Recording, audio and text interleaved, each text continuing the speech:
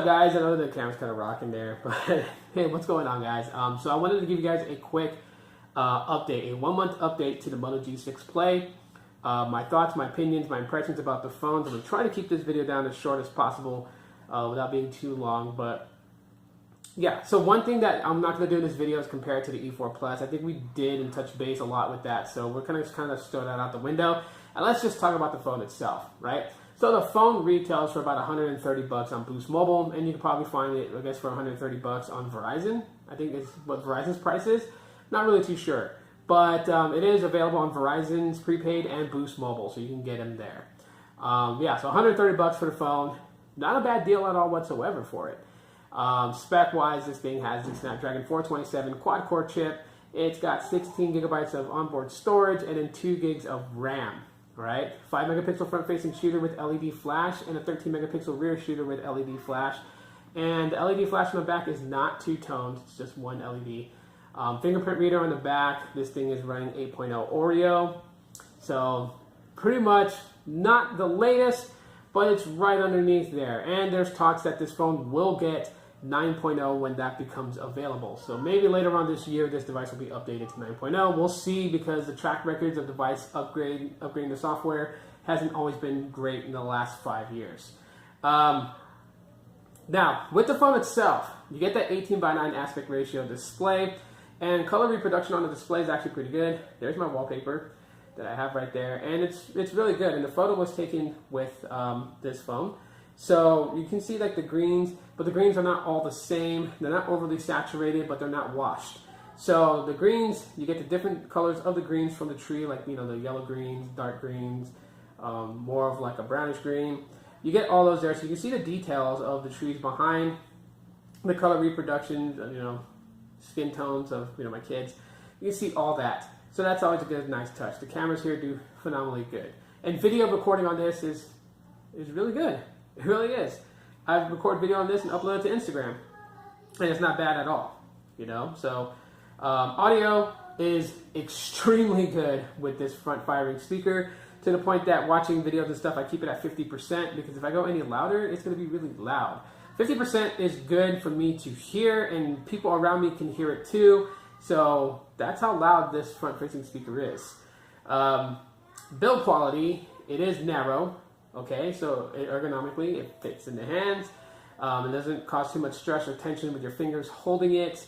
And that's always something I can appreciate with the phone. That's one of the things I liked about the ZTE Warp Elite was, you know, how it was built. So I think narrow is fine. It doesn't really throw me off or anything like that. And it has a headphone jack. So that's always great if you want to use your old earbuds or even your headphones. Like, I mean, I know there's some stereo headphones from, like, you know, the late 80s, early 90s that are really good and have good drivers in them. And you want to be able to use them so you can plug them into here and use them still. Or you can go with USB connection, not USB, but a Bluetooth connection if you want to. Yes, this device does not have USB Type-C. That's the reason why I mentioned that, because I was going into that part. It uses micro USB still, but that's not a total killer for me. I think the only things that I've really experienced with this phone that I can say would be on a more negative side, and it's not really more negative than anything, because I really am like almost 90% sure that a lot of the defects that this phone is given to me is just because of the unit itself. And I don't think it's anything that like all Moto G6 Plays have in common. And that's the stuttering on the screen that happens from time to time, and I would literally have to like boot into recovery and wipe cache in order to make that go away. Or sometimes I would have to actually even factory reset the phone when it's really bad. And what happens is that when you swipe in a certain direction, like say you wanted to swipe up to reveal something at the bottom of the page, it'll jerk back and forth and then go back up to the top. And you're like, I didn't want it to go that way, and you swipe again, and then it smoothly goes to the bottom. This happens from time to time. Also, connectivity to the network is kind of bad, so I'm thinking there's an issue with the antennas in the phone, because everyone else is experiencing, you know, great speeds. Like people I know here that have the Moto G6 Play on Boost Mobile, like they're not having any problems connecting to the network, yet I am. So I'm 90% sure that it's a defect with the unit that I have, and not that all Moto G6 Plays are experiencing this. So I don't know. I'm hoping with a software update it'll fix a lot of these bugs that I'm having. But if not, that's what I'm waiting for, is a software update. But if not, I will eventually send this in to have it repaired, as it does have a 1-year warranty on it. But so far, for 130 bucks, and what you get with this phone is, it's a deal. I mean, it's running near bare bones stock Android, and I do love the fact that the UI, even though it is kind of stock Android, it has some good customizations. One of my favorite ones is you can change the icon shape. Okay, that's kind of blurry. Sorry, it is. But yeah, you can change it, and there's different ones. You can use default, square, squircle, circle, and teardrop. So you have all these different customizations for your icon. I have it on circle, so all my icons are circular. But you can change it up. So that's also kind of cool. Of course, you swipe to the right, you get your Google Now cards. And you also get dots. So if you long press on the app, you get your dots notifications, which is nice.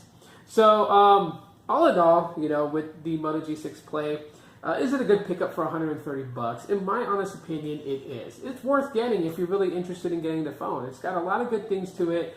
No, it doesn't have water resistance or any of that stuff. It doesn't have NFC, but this is a budget phone. But if you're looking to get a pretty swell, decent looking phone for 130 bucks that kind of is moving towards the times, giving you an updated software on it, as well as an enriched experience, the Moto G6 Play is not a fail in my book.